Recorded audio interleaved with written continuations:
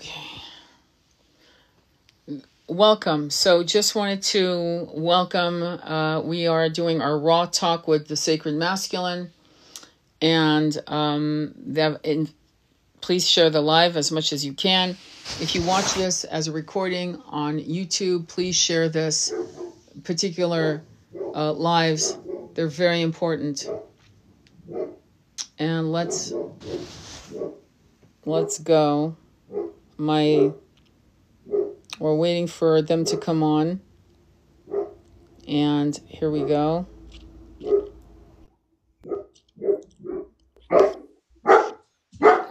It's just mine. We just got a package. Okay. Okay, no worries. So, okay, mute yourself, please. Yeah. And I'm waiting for Water Bear Medicine. Please follow Water Bear. Hello, how are you? Welcome. And we're just waiting for Water Bear to join. There's some questions that people have, asked, women have asked, and we're excited. We love these raw talks. Usually we do them on Thursdays, but there was time constraints yesterday, so we're doing it today on Friday. But typically we meet on Thursdays, either at 2 o'clock Pacific Eastern time zones or 3 o'clock. Typically it'll be 2 o'clock because Water Bear Medicine is in the UK. And so there's a time difference, as you can imagine. Plus, we want our European friends and our friends from Ireland and the UK to join us. So we're waiting for him to get on. I'm trying to find him, but he's not here. Let me see. Welcome, Luke. Jenna. Hello, Luke. Yeah, I'll message him. Yeah, I just sent it to him. Okay. And also, if you could turn off the chanting box, if you don't mind. It's kind of a distraction. Okay, so we're waiting for Water Bear Medicine. I'm not sure what the delay is. That's bizarre. I just got off the phone with him, so that's bizarre. Anyway, okay, what is the purpose of what we're doing? Okay, I'm just going to go with Heb, and we'll see. When he gets on, I'll put him on in a minute. The reason why we're doing the... if you could turn off this chant box, that'd be great. Okay. I already did. Okay, perfect. If you could put yourself on mute for a second, if you don't mind. Okay. Okay.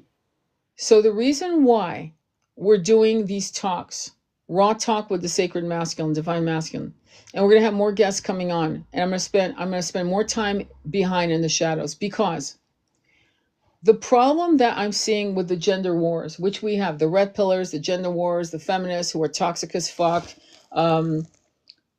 is that they're being played. They're being manipulated and played to create the gender disparity. And this started, the biggest symbol that you can ever look at is what they did with the truth of Mary of Magdalena and her relationship with Yeshua.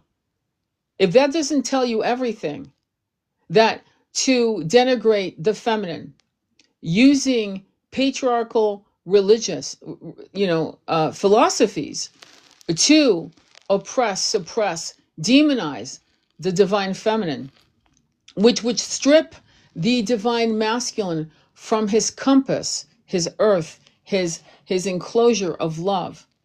Men go out and do, women nurture.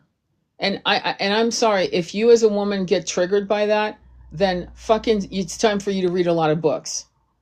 The reason why we've incarnated in this timeline as feminines is because we want to master the art of unconditional love in nurturing, something that we could not master to the full extent of that in many incarnations when we were masculines. Revert back to the knowledge that we were always experiencing both the masculine biology, brain chemistry of what it was to be a man or a woman. And so to be in your Shakti energy, to be in your Shiva energy, is something that we should not be ashamed of, for fuck's sake. So the reason why we're doing these divine masculine raw talks is for the feminines, because most of my viewers, 80% of you, sometimes 65% of you, are women, and you're being impacted by the angry, toxic feminine out there who are not on a trajectory of ascension, and you are being impacted by the fuckery of sick, toxic masculines. And so we're trying to heal that so you can see the experiences of these wonderful men. So feel free to, is Water Bear here? Did he come in? So this is the purpose. This is he's not here still. Just if you could send him a link. I don't understand what's going on here. Oh, I sent it. I'll send it again.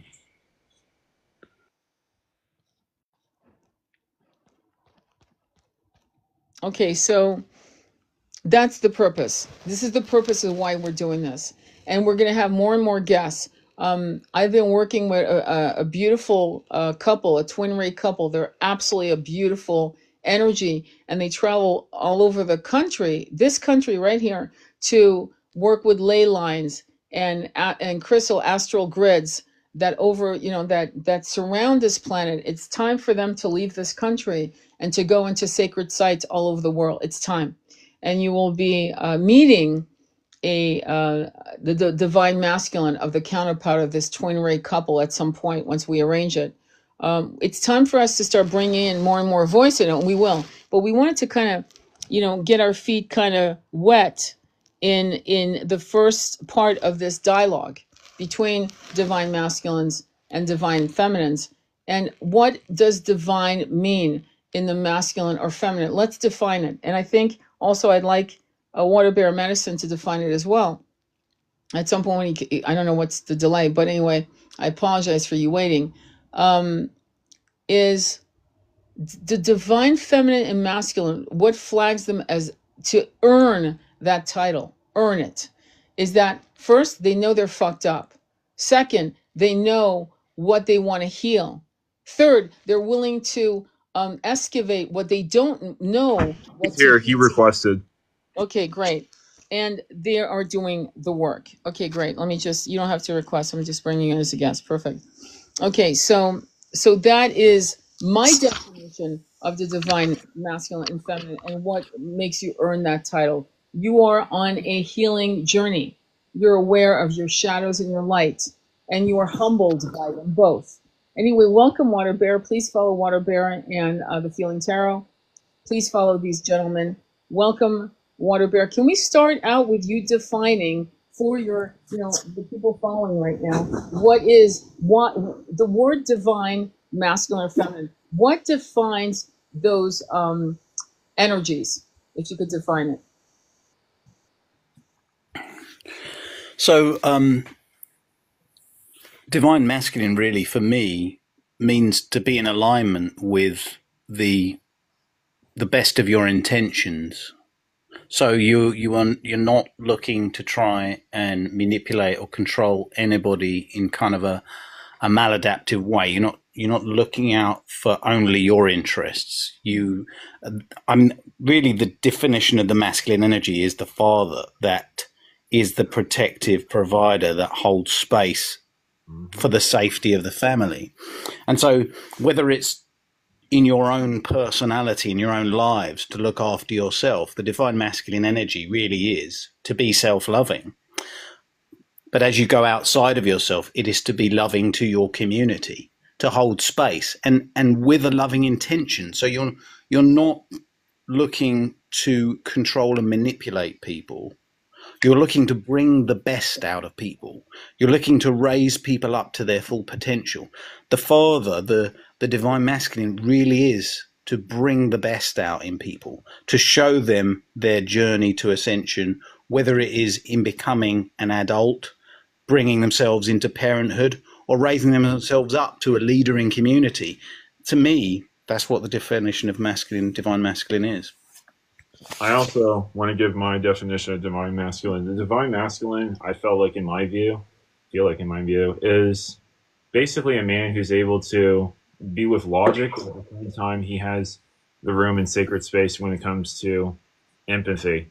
And also he has that space to feel. Like, he's strong, but a man can also cry. I've seen the most masculine men cry. It's like a rock that basically starts leaking water, relieving the pressure. whenever I feel or think of divine masculinity, I always think of nature. Like I think of like a stoic, like a mountaintop, and or a tree that's like the foundation of nature. And it's just there's times where the masculine needs to hold that sacred space in regards to, yes, being feminine, being vulnerable, letting go certain things, falling apart.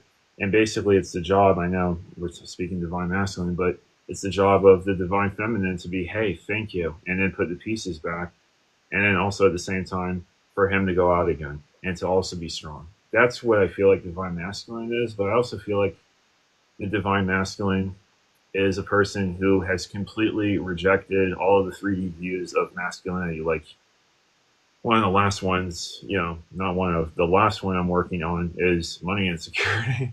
But that's the thing. Like basically he's able to reject those 3D notions of masculinity and basically understand that if he is doing the best that he can to his ability and knowledge, that goodness will come his way, and plus also for the woman or children that he so desirably loves. And that's what I feel of divine masculinity. Thank you. You're welcome. You, I really appreciate it. Yeah, Mark, did you want to go through the questions that some of our group members asked, or should I? What's best? I would like to. So, go ahead, Baron. Go on. You go ahead. I would like to go through Jen's question first, and I would also, right after Jen's question, talk about Anthony Bourdain, because this is really, really. I mean, I work in the restaurant industry. And let's go ahead and water bear medicine. Go ahead and read the questions, and let's answer them one by one. Then we'll do Anthony later. Okay. But let's go water bear. Go ahead and take away with the questions. So, you mean Jennifer's question? Yeah. Go ahead and ask if you could read the questions and then answer. Yeah. The warrior versus the protector. How can men embrace their strength and assertiveness while remaining calm? Repeat that question, if you don't mind. Repeat the question like twice, only because I want people when he asks the questions. Please, guys, and then I'm going to leave you guys alone. Okay. Please close your eyes and listen, and then repeat it twice because people need to really hear that. So I might type it in after I've answered it, so people can really get the full clarity. Thank you, sweetheart. But the warrior versus the protector. How can men embrace their strength and assertiveness while remaining heart-centered protectors? What does a balanced divine masculine energy look like in daily life? So, the warrior versus the protector. I mean, we know from when we watch films and things that the warrior really is somebody that can step up to the battle, the challenge of going out there and getting the job done. And really, so if you personify that energy within you, as I'm doing right now, it really is about seeing any obstacle as something that merely is just a challenge to you and not something that you have to fight, but just something that is there as a challenge to you, almost like a game, if you like. You don't have to see it as like an anger thing. You just see it as something your logical mind can approach. Quite often we find ourselves in this fight or flight response when actually we need to kind of gamify our problems and see them for what they are. Quite often they're just mental obstacles. If we can just change our perception and reframe what it is that we're approaching, we no longer need to fear what it is that's coming at us. Because quite often it's the fear that stops our minds from finding the solutions. I don't know how often you've noticed in your life that when you go to sleep on a problem and wake up in a better state of mind, the problem no longer seems to be as big. It's no longer as serious. And it's the power of meditation was something I was going to bring into this live and mention that when you meditate, you bring yourself into the complete full resourcefulness of your heart-mind coherence. And that's when you're no longer trapped in fear and negative lower chakra emotions. So that warrior is really about getting into that resourceful state. The protector is more about holding space. And as Baron mentioned, being that empathic person who can kind of see where the emotion needs space, where the problem is that's in others that needs that safe space to be in. So I hope that answers that. I mean, you've also said, how can men embrace their strength and assertiveness while remaining heart-centered protectors? Meditation. If you can find time to be in men's groups and do meditation, to stay in your center, to find your resourcefulness, you will be in that space, that mindset of this too shall pass. No problem is too big. Everything is just a temporary experience that will be resolved. You know, I always like to think of it like everyone's going to get served. Every problem gets its moment. Next, you can't, you don't have power over me for very long. What do you want to teach me? That's the lesson. You know, what's the lesson here? Baron, what do you think about it? Yeah, no, definitely. I feel like basically when it comes to the warrior mindset, like I think of Superman, I think of Kal-El, I think of, you know, Man of Steel, that movie. I mean, basically he didn't want to hurt anybody. He didn't want to do any of the things, you know, to that bad guy. And I know this is, but it's a guy who reflects masculine, you know, heartful masculinity and also divine masculine. Like he saves people, but at the same time, he never wanted to kill, you know, unalive the last of his kind. He never did, basically. And I feel like there's been many warriors. There's, of course, there's good warriors. There's bad warriors, but within good warriors and throughout history, most of them have never, ever, ever, the last thing they want to do, so help me, is to unalive somebody. That's the last thing that they want to do. And that's usually where that, you could say that feminine emotion, I'm so happy that society is starting to break down, you know, these like gendered notions around emotions. Like, oh, you're sad, you're a man, well, you're being a woman, stop being a woman. Well, you're angry, you know, you're a woman, stop being a man, stop acting like a man. So I'm happy that society is breaking these down, but basically where men need to come into formation within their divinity when it comes to being a warrior, plus also being within their heart, is basically through chanting. I've seen it through chanting, and I definitely want to do a meditation with you, Mark. Definitely. I would love to do it tomorrow, you know, because I have nothing. I'm completely open. Yep. We will set up a time, and I'm happy to make it like a some sort of a joinable group, and I'll advertise it. If anybody wants to join in, they can message me, and I'll send them the link. Me too. Definitely. But going back to what I think of the warrior mindset while keeping compassion, the Native Americans, I mean, they have the warrior mindset to basically provide, protect for the people, their communities, their villages. Well, at the same time, yes, they had to do some, you know, like when it comes to defending from other tribes, or when it comes to defending from, you know, the settlers basically that came into the Americas. So it's just, there is definitely a space where men can actually hold that emotion. Do not believe the red pill. I'm going to say this. Do not believe the red pill when it comes to men cannot be sad, ever. The reason why, and this goes back into what Mark was saying, because Mark, I remember you said a lot of times, done, do, and done, that's it. A lot of times, and I've even felt like this as a man, is because we feel safer being like, I'm going to contextualize this. We feel safer when we want to get rid of something, or when we just want to, you know, just do that with our hands and just get rid of the mess, or something that makes us feel uneasy, or something that makes us feel, we just want to do that because it feels easier. It's like, we'll come back to it later. We'll come back to it. I've heard this a lot from men. Okay, yes, I'm sad. Yes, you know, my son is having problems when it comes to school and this and that, and my wife hates me and this and that. And I've seen this. I've actually seen this in places where I work, but I've seen men literally just be like, okay, that's it. I'm doing what I'm needing to do. That's it. Just put it away. And it really blows up in their faces later because it starts to build.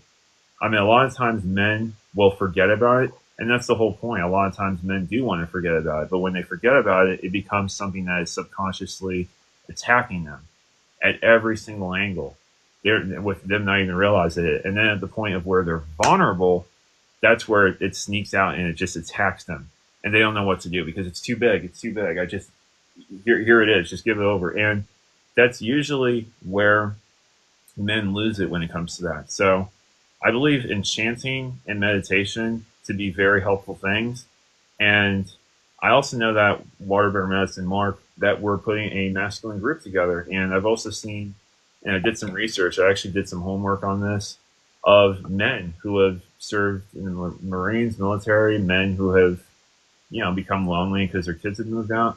And they literally get together, and it almost makes me want to cry because just these men get together and they help people. Like they actually help people. They actually build things. They build sheds. They repair roofs. They repair homes. It's like a non-for-profit that they have, and it's so beautiful. It's just it's making me cry too, and what it feels to me, and that is the warrior. And I'm going to add the word shaman, which was missing, and I want to add that a true warrior is a shaman warrior, and that connects with the protector. Those are true alpha males. They create a protective grid for the more vulnerable. And that is something that is really important that we honor. And we are dismantling this through 3D, right? It's being dismantled, but we are actually reactivating it in 5D. And there's a collapse that is very ugly that we're seeing. But these men who are, what you've just described, I never heard of these men. I'm just going to say one last thing, okay? I just want to add this. There was a woman, she's gay, right? She said, this is how she put it, a dyke-hating male, I hate males, right? But she said, what I've seen with the Palestinian men are making me love men again. That was back in 2023 when it first hit. I kept that video because I knew it was going to be taken down. Yeah. She said, as a male-hating dyke, that's how she put it. I fucking hate men. And I started crying. I still have the video. I'm afraid to repost it because it could actually take the whole thing down. But and the fact that I'm afraid to repost it should tell you a lot about freedom of speech right now. But that was profound. Because then she proceeded to describe what these men were doing to make her hate from a woman that hated men to loving those men, because she was seeing example. And what's happening purposely by social media and the divide and conquer agenda is to make sure that the men you just talked about going out, they're wounded and they're going out saying, well, I'm hurting, but let me find other people who need my help and let me rebuild their community, their sheds, their barn, their roof for free. Yeah. And that's what we're not seeing. And that is a fucking shame. Shame on social media. Shame on these feminist women who prefer to talk about how men suck than start seeking out men who are actually divine masculines. What was the next? I don't want to add any more to it. I hope. What's the next question that you want? So I was thinking maybe we should go through and define what the positives and negatives are that are happening in society with this red pill movement and the mainstream feminist movement, which is really programming females to do things that are not for their best interest, for their best good. Well, I mean, we have a red pill movement with the feminists. I mean, I know no one said that. Well, I'm going to fucking call these women out. I'm sorry. I'm trying to keep my mouth clean, okay, for the purpose of respecting both of the divine masculines. But I am getting fed up with these feminists who hate men to such a point that they are actually viruses into the subconscious and conscious minds of women who are in betwixt and between their own ascension. The portals are started open for these individualized women who are going through this process of trying to reconfigure their consciousness, their lives. And they're trying to figure out, am I crazy to think all men suck, or am I wrong? And right there, they're being grabbed by these toxic feminists. Also, these women are being exposed to toxic masculines who are sick as fuck in the head, I'm sorry, who are saying things like, your body, my choice bullshit. And we need to be the voices of light that say, sweetie pies, masculines and feminines, the light is here. It's right here. Come here. Come here. And we need to become more urgent. We need to be urgent. We do not need to purify our messages until it purifies itself as we practice the messages of light and unity, non-gender specific, non-sexually connected to, if you're into same gender, these dynamics exist. And we need to bring them a torch of reason, of spiritual reason. I'm not seeing that. And I'm sickened by how many women are influencing women and how many toxic males are influencing men into. It's almost like they're pushing them to the other side of toxicity instead of pushing them into the side of light. I'm sorry I said so much. I didn't mean to say as much, but anyway. Okay, that's great. Thanks, Tony. Baron, I just want to acknowledge that you're in touch with both your masculine and feminine, and that is something to be deeply proud of, because the strength of being able to be public with that innate wisdom within you is essential to the next generation. Yeah. And so very, very, very important, and I salute you for that. Really, and Tony, really thank you. That's great. And so, Tony, just to address what you said there, I don't want to drop the baton with this one. You mentioned the toxicity that's being projected in mainstream media, picked up by some of these influencers, and then you're finding members of both genders continue as if it's in some way going to bring them such significance that they will be so happy and joyful, when in fact they're really on a downward spiraling path to self-destruction and such toxic behavior that they'll never find a partner. And if they're so public, then unfortunately they may never have anyone that will take them seriously. And this is the challenge. So let's define some of these things. And Baron, I know you'll jump in to add to what I say here. But let's start with the feminine, because in the end, men and women have to be together. Right. We have to live with one another. And I can say to you that what I've noticed is that it's very easy for a woman to project blame on a man and not accept any change necessary within them.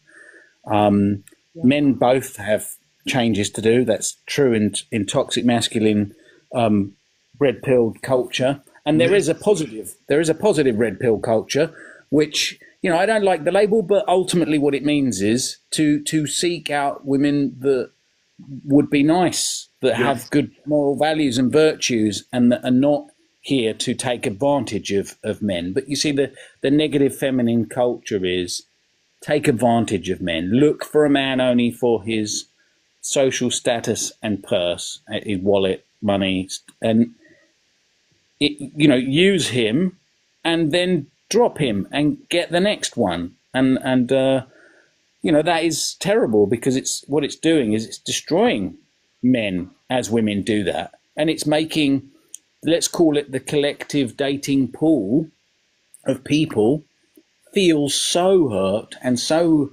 angered towards the opposite sex that it just ends up in this kind of hate dating culture. And it's really toxic. Do you want to add anything to that, Baron? Yeah, no, I did. It's just a lot of times, it's just basically, yes, it's quick for women to blame. It's also quick for men to blame. But at the same time, it's just, I've seen a massive villain arc happening.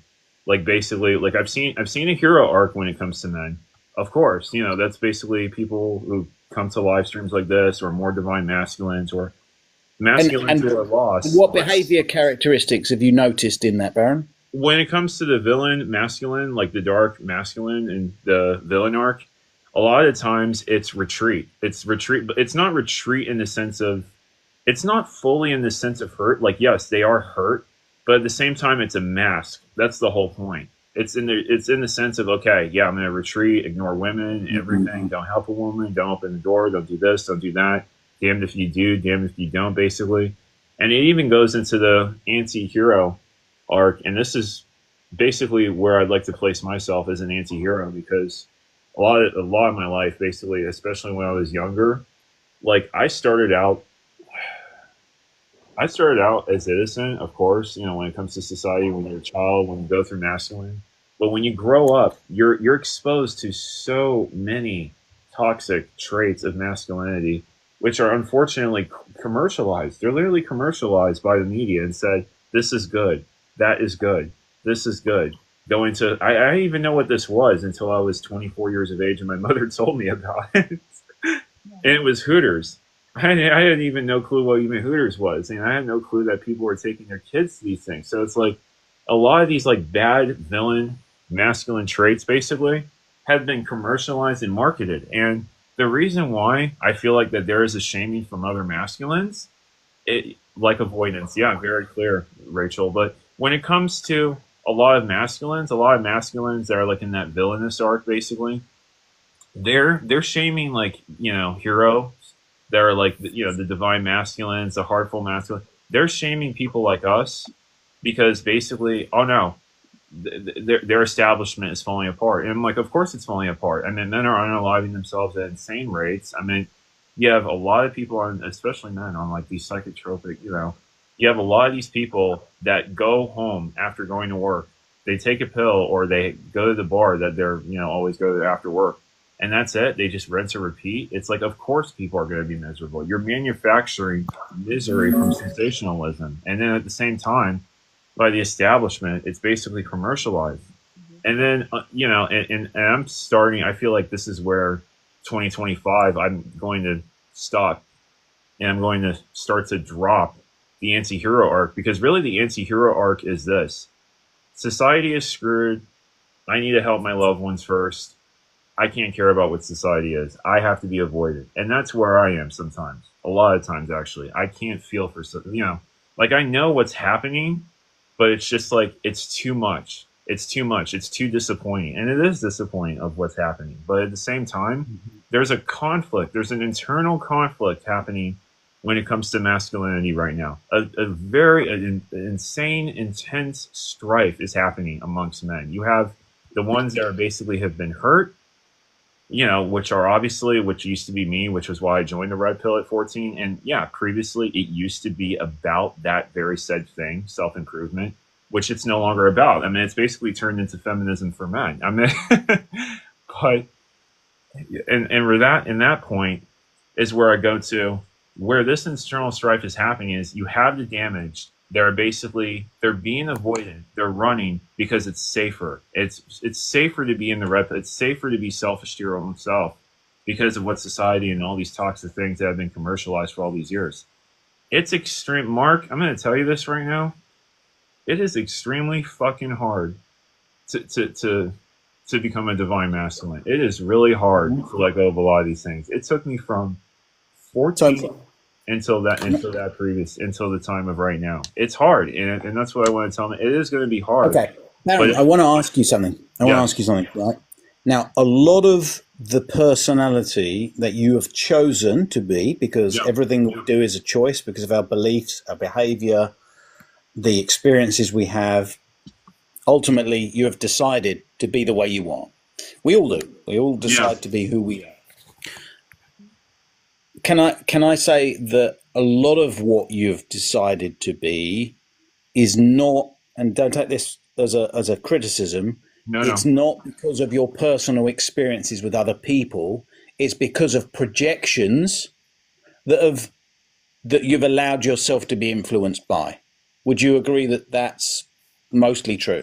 Yeah, no, I actually would. I definitely would. I mean, that's the thing. I mean, especially. I think this is one of the challenges we have, is that it's very easy to accept, whether it's through Netflix, YouTube, choose your platform of consumer data consumption. You will accept almost without discernment some of the projections that are put on you. Of course. The ones that slip by are the ones that your subconscious, your conscious brain does not question, it almost accepts. And at that point, it becomes a subconscious program. And what we have to do is be conscious in our decisions. And it's easier to do that in groups where we make collective choices over our new beliefs and actions, so that we ultimately decide this will be the moral compass. This will be how we will act and behave. Call it, if you will, the divine masculine code of conduct. And it's like a choice that we can collectively put together. I mean, I understand that collective consciousness is something that goes beyond the spoken word. It's almost like when you're in a group of men, the look of confirmation of the behavior that you are demonstrating is a far deeper way to embody the correct behavior in that social group. But we've lost that. We don't have that today because we are segregated by, we are in this kind of separate digital prison. We don't necessarily feel it, but its effect is very real. Well, is it? And so, Can I jump in and just throw this Sure, in? yes. You dissect neuro-linguistic programming on a global collective scale. Yeah, I've studied neuro-linguistic programming. Richard Bandler, the original doctor of it, the person who created it. Okay, so neuro-linguistic programming is what's been happening for probably 100 years. And to the divide and conquer, to confuse the masculine for their masculine center, right? Yes. And of course, which creates a cycle of shame, right? I don't think that was the intention of the original creation of it, but it's absolutely been weaponized in mainstream media. Right, but what I'm going to say to you is he invented it in terms of he said what it was. He put a tag on it. But the actual invention of it, some people are born being able to do that. It's a skill set to manipulate people to what you want. It's body language, you know it as much, right? It's body language, it's language, it's voice, tone of voice, and suddenly the person's mirroring you back, and you can actually lead them down the primrose path. It's a massive psychological mindfuck. But I feel as if, and many of us have had, we've used that skill set thousands of years ago. Is that he actually coined it, excavated it, and taught people how to close deals using it, and so forth. But do you think that is what's been going on through the nefarious activity of the 1%, using think tanks and things of that nature to create that in the last 100 years or 75 years? What are your thoughts? I'm sorry, I just want to add that because we have to dissect how we're being manipulated for us to heal from the manipulation. That's my opinion. Yeah, so it's a really good point that you make there. So I don't want to fragment what we're doing too much, but I will absolutely confirm that the written word in printed newspaper media and on the radio was being used to influence what you would feel is okay to say and what is not socially accepted to say. And that was programmed through radio and newspaper. And it was tested in the 1930s, 40s, 50s, as it became very mainstream. They knew before even the Second World War that they would be able to stop people communicating about certain topics because it was considered taboo, not safe to talk about. And very quickly, you've noticed feminism have aspects of that. Toxic masculinity have aspects of that.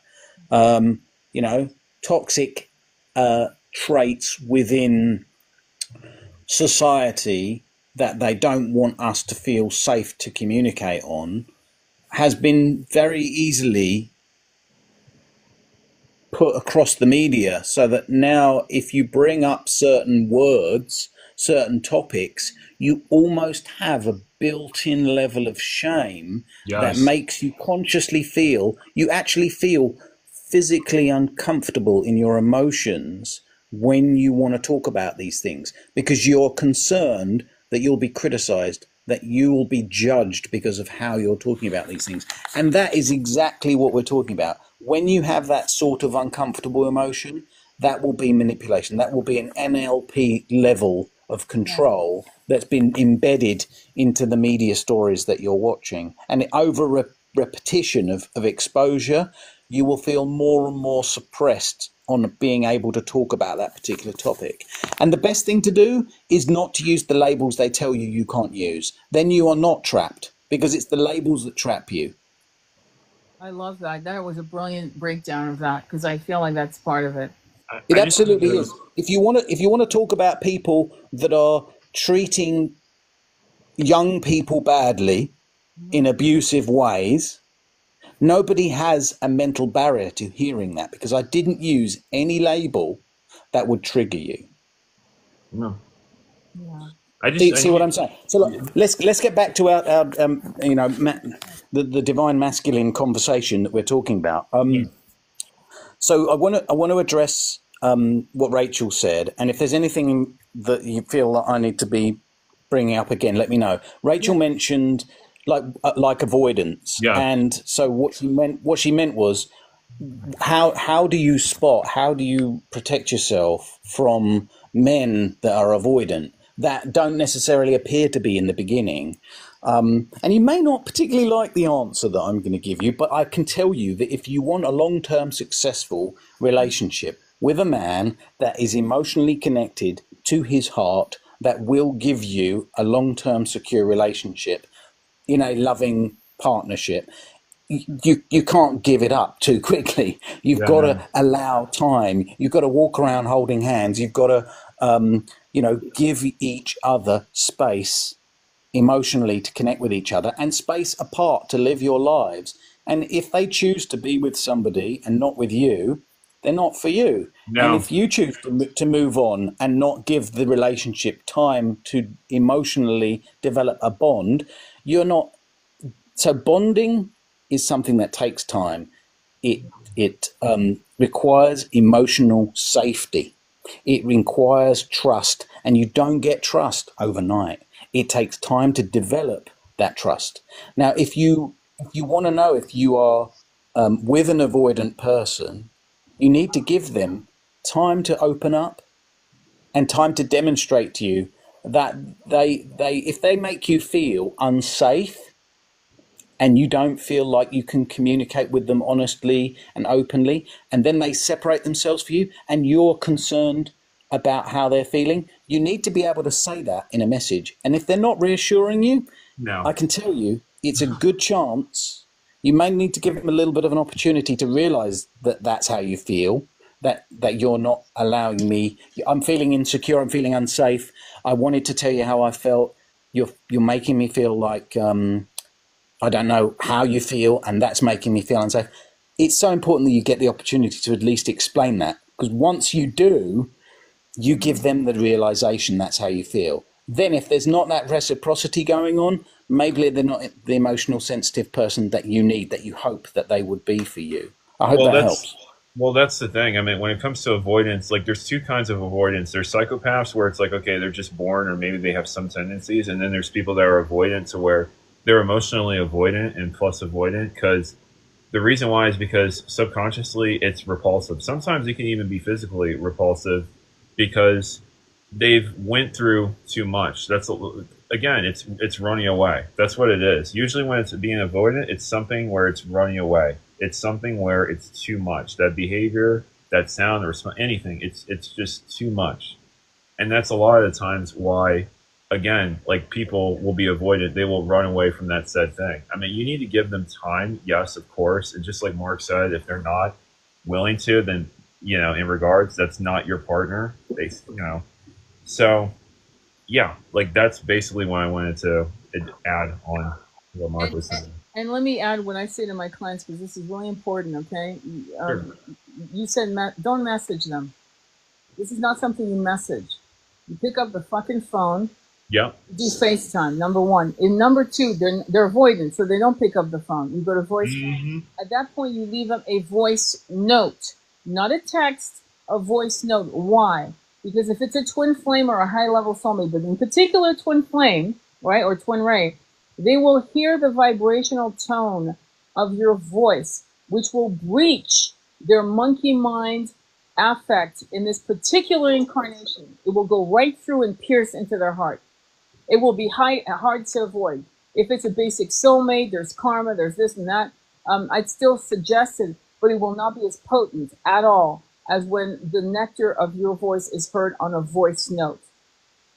That's really critical.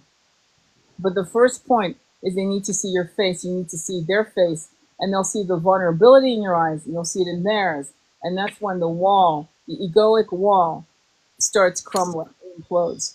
Okay, if you can. And that's my advice in terms of how to breach these problems. No, I fully agree with you because text message, I mean, text message is only for saying hi and bye, or I'm getting this and getting that. That's it. When it comes to serious conversations, it's on the phone.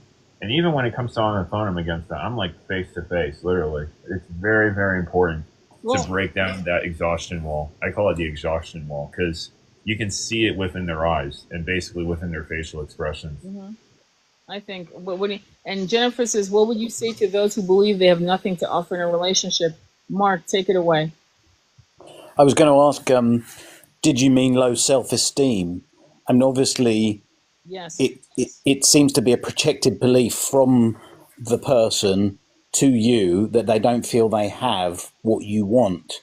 I think it really comes down to a genuine, honest, emotional, heart-connected conversation, because you wouldn't even be entertaining that conversation if you didn't feel like they had the presence of heart to be with you and love you. And once that person can start to accept that you do cherish them, that you do value them, that they have got the presence of heart that you want. And it is literally, if you can be present with me, near me, look me in the eye and just say you love me, that is all you need. And it must be from that person's low self-esteem that they don't feel safe, that they don't feel enough to be loved. Yeah. So for them to address that is really important. There is a wonderful book called, I think it's called the six or nine pillars of self-esteem. It's an incredible book. If you feel like he would be capable of accepting a gift like that, I would strongly recommend that. There is a shorter YouTube video of about 18 minutes that really goes through the fundamentals of it. But again, compliments will help, but if it's a deep-seated childhood trauma that's making him feel inferior, that's where he'll need to start. Yeah, I mean, the concept of not realizing what you could bring to the relationship, I think for most masculines, I mean, I'm not saying it's for all, okay, but I'm saying for many, the problem that we're having right now in our society throughout the world is money. A man is connected to his money, a woman to her food. It's old 1970s shit, but unfortunately, it's still staining the subtle global consciousness of many. Okay, this is old hat. You'd think people would have thrown that in the toilet a long time ago, but they haven't. They're still, because they were raised by parents who lived that in their mind, that truth, that reality, right?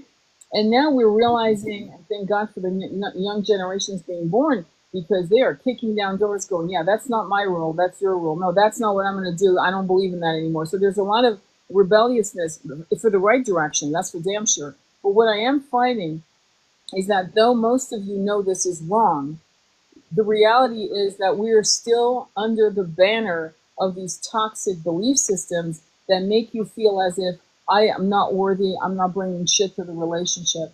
It is an individual trauma, Mark, I'm not disagreeing, but there's also a collective trauma attached to, and I keep bringing it up, greed is good. If you don't have money, if you don't have this, if you don't have that, you don't have nothing to bring as a man. And a man can be living in his tent poor and bring you the nectar of his protection, of the shamanic warrior energy. It is not about what he has in his bank account. And a lot of toxic feminines will laugh at me and disagree. But guess what? They've never had the nectar of a man really loving them ever. Or else they wouldn't be laughing. They'd be nodding their head going, I've been there. And they haven't. So again, remember, do you want the fat bank account or do you want the nectar of true love? And the irony of true love, and I mean really beautiful love, is that eventually abundance comes to you for what you need, or even overabundance comes, but abundance will come because when two beloveds walk together, the universe smiles and everything starts showering them with the abundance of love, health, and wealth. I mean, that's just what happens. You know? Absolutely true there, Tony. Absolutely true. That abundance, that manifestation of abundance, when you get two people in heart-brain coherence, in regular communion with one another, they don't even have to be in a physical, intimacy. They can be in heart coherence together. That is ultimately divine union. even if it's only just in like friendship, that can bring abundance. That absolutely can. And so, yeah, don't ever underestimate the power of two people in love. You know. Yeah. Anyway, I just love this conversation. Does anybody have any questions? You've got two divine masculines here. This is a great opportunity as a feminine or a masculine. You said, Jess, you said, what if they ignore you? And I answered your question. I don't know if you saw it, but the answer was, if it's your twin flame, leave a voice note and realize that this is not the right timing. I remember in 2008 when my twin sent me letters, which I ignored for 6 years because it was not the right timing. I was the runner. If it is a high level soulmate, there's more to dismantle that you need. Maybe go into hypnotherapy to tap into past life to see what's going on. Why is there this wall between you and your ability to communicate with someone who you love? If it's a soulmate, basic soulmate, or even a neighboring soulmate from a neighboring spiritual village, for lack of a better way to express it, and you've got unresolved karmic loops that you've been, by the way, we all have karma, and every relationship is a karmic situation. So we can get that straight. But in some situations, there are loops that keep you looping into 3D, and you will have a situation where a relationship is not finding its legs. It just isn't.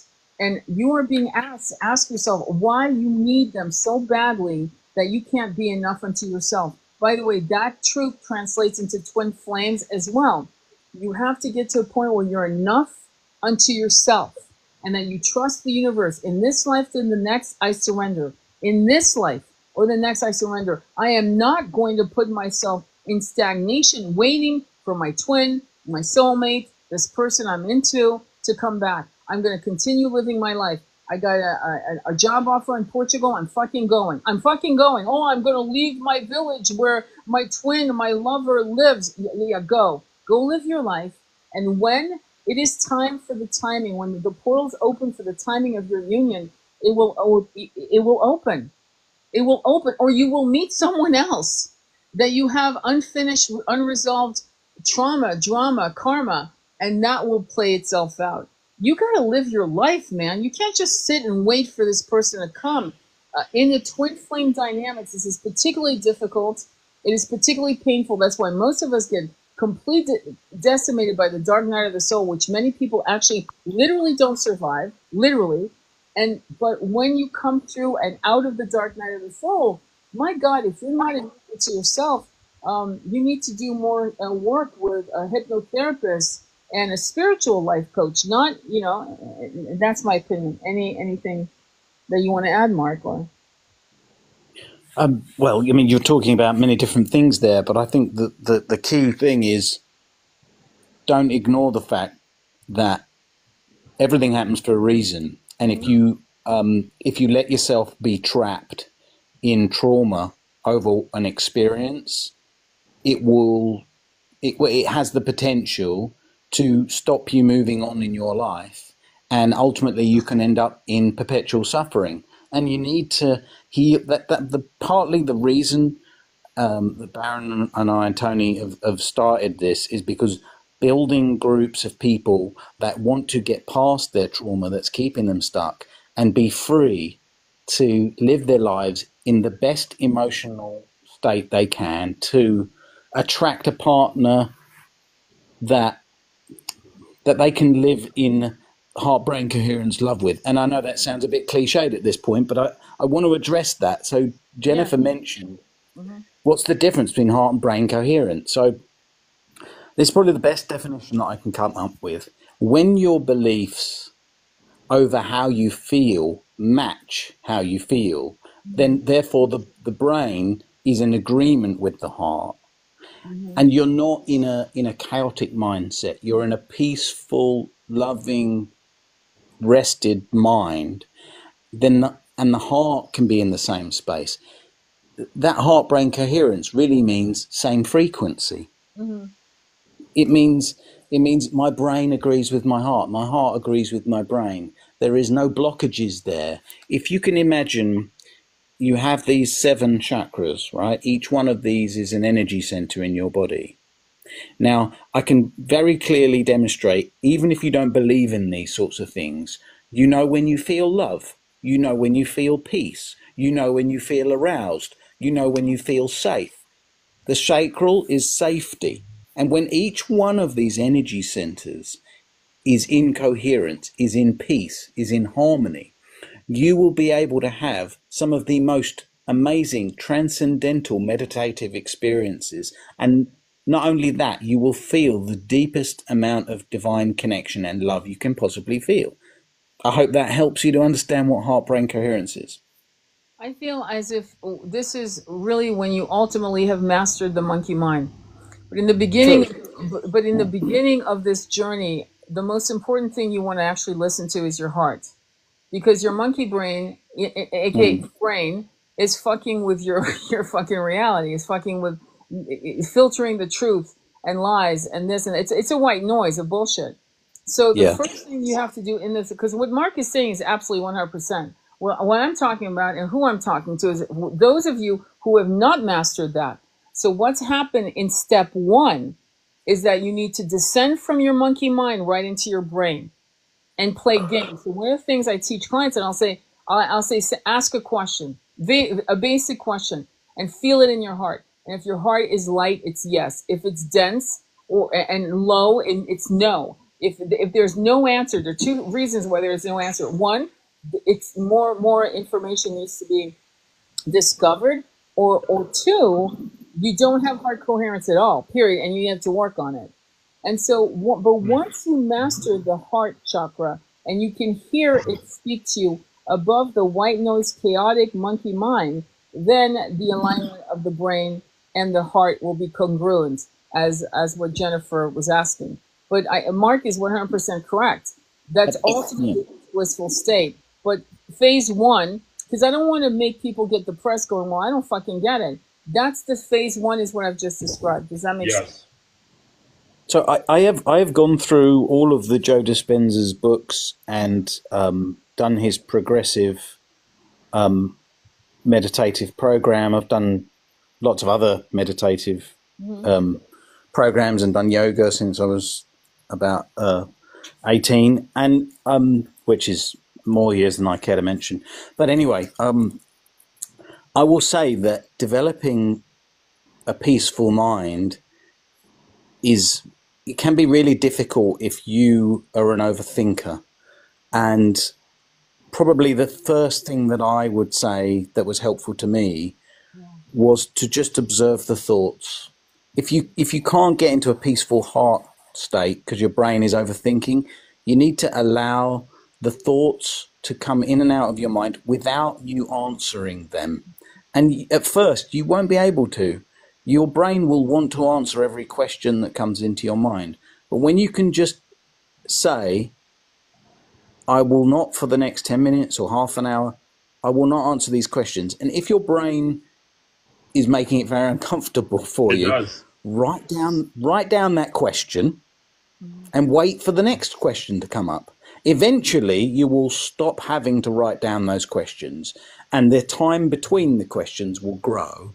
And when you get to 10 minutes of no questions coming up, you will be able to allow your consciousness to be more in your heart space. And that's when you will feel. That's when the capacity for your heart to feel that love vibration will grow. Beautiful. It really makes sense. It really does. I mean, it's just in regards to overthinking. That's really where that's actually where I do struggle. I will have to admit, overthinking, because it's like that is what we're going to cover. We're going to go through that together. Because that's I'm glad we're doing that meditation, because it's just like, because it's like I'm a fixer. Like I need to know everything. I need to have certainty. Certainty is that's why this information helps. This information gives you the certainty. Your brain now has a bone to chew on.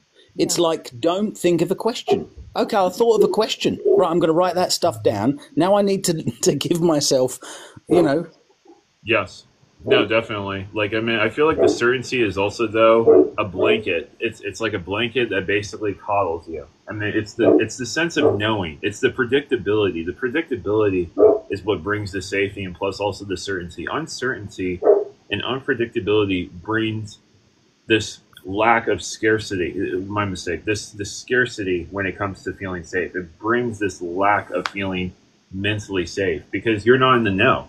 You're just not. I mean, you and then especially being honest with yourself, like, oh my God, I don't know. Sometimes it's even embarrassing. I mean, because it's like, hell, you're in front of people, you're supposed to know these things, and it's like, damn it, I mean, it's just. Yeah. Well, we're going to wrap this up. I wanted to thank both of you for this amazing talk. I think there's so much more. Water Bear has an amazing idea to do a 10-minute meditation for our next Raw Talk with the. Oh, I'm excited. And I think that's really exciting. And I want you to come with that consciousness. Are you ready for next week, Water Bear, to do that? Like start out the whole live? Absolutely. I think it would be really good to do like a pre-live live that's just about meditation, and then we will end the live and start the new one that's just the conversation. I think it's a brilliant idea. Me too. Yeah, so I think it'd be really helpful for all of you. And will there be an intention to that guiding, or do you want to think about it and meditate on it, and then we'll just announce it? Absolutely. I will come up with the text we can put on the slide so that people know this is a 10-minute meditation before our conversation starting at such and such o'clock regarding divine masculine. Okay? I think it's brilliant. I'm sorry.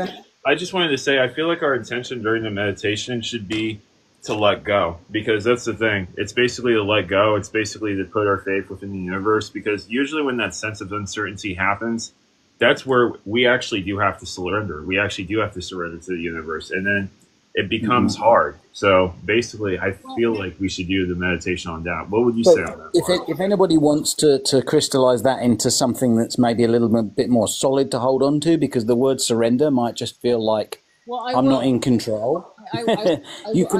Let me crystallize it. Let me just say this. The Akashic Records is a moving library. It's a moving energy. When we take these incarnations, this is why it's really important for everyone to read the Bhagavad Gita, the Battle of Kurukshetra, because it talks about free will and fate. There are things that are fated in your incarnations. We know that, right? But most of it, though, in between, we're in the bookends of fate. But in between that is a moving energy based on your mental frequency, based on what you feel. Now, if you feel powerless, the universe will reflect that. If you start this is why manifesting works, my friends.